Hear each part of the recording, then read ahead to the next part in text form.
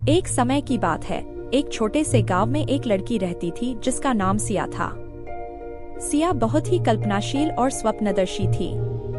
उसे हमेशा से परियों और जादुई दुनिया की कहानियां सुनना बहुत पसंद था।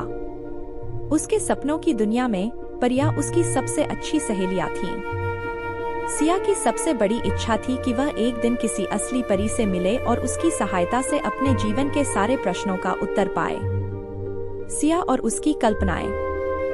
गांव में सभी लोग सिया की कल्पनाओं को जानकर मुस्कुराते थे, लेकिन सिया ने कभी हार नहीं मानी। वह अक्सर गांव के पास के जंगल में जाकर अपनी परियों के बारे में सोचती रहती थी। उसे लगता था कि अगर वह सच्चे दिल से विश्वास करेगी और अपनी इच्छाओं पर अटल रहेगी, तो एक दिन अवश्य उसकी मुलाकात किसी परी से होगी। दूरदर्शी परी का प्रकट होना। एक रात जब सिया ने अपनी आंखें बंद की और गहरी नींद में चली गई, उसने एक अद्भुत सपना देखा। उसने देखा कि वह एक जादुई जंगल में है जहां चारों ओर रंग बिरंगे फूल खिले हुए हैं और पेड़ पौधे चमक रहे हैं। अचानक उसके सामने एक सुंदर परी प्रकट हुई जिसका नाम दूरदर्शी था। दूरदर्शी परी ने सिया से कहा, सिया, तुम्हारे सच्चे दिल और विश्वास ने मुझे यहाँ बुलाया है। मैं तुम्हारी सहायता करने के लिए आई हूँ। दूरदर्शी परी की कहानी। दूरदर्शी परी ने सिया को बताया कि वह एक जादुई दुनिया की परी है जहां सभी सपने सच होते हैं। उस दुनिया का नाम दिवास्वप्न भूमि था। वहां पर सब कुछ अद्भुत और जादुई था।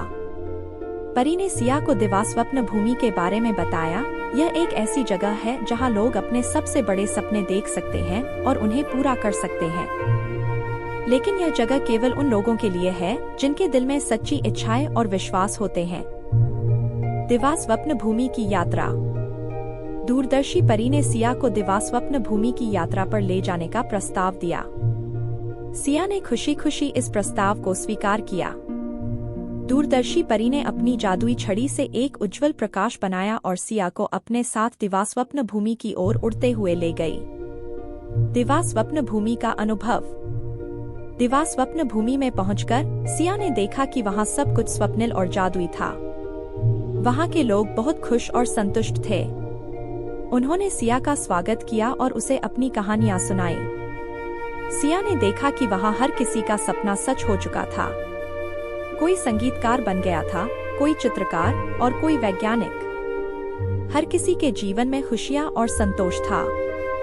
सिया का सपना। दूरदर्शी परी ने सिया से पूछा, सिया, तुम्हारा सबसे बड़ा सपना क्या है?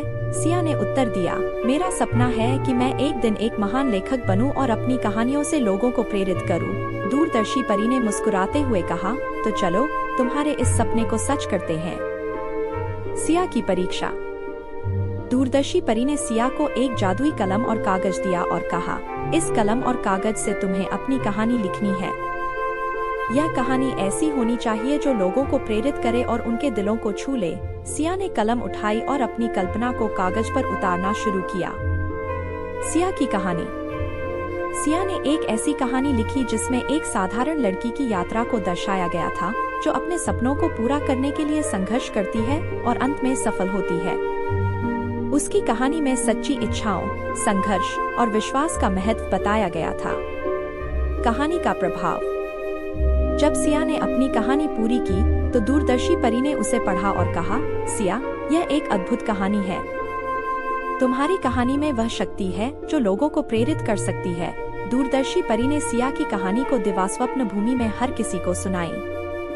सभी लोग सिया की कहानी से बहुत प्रभावित हुए और उसे धन्यवाद दिया। सिया की वापसी। दिवास्वप्न भूमि में अपनी यात्रा समाप्त करने के बाद सिया ने दूरदर्शी परी से कहा, धन्यवाद दूरदर्शी, तुमने मेरे सपने को सच किया है।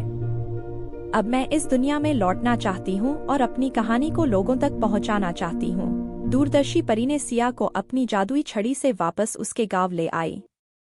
गांव में सिया की कहानी। गांव में लौटकर सिया ने अपनी कहानी गांव वालों को सुनाई।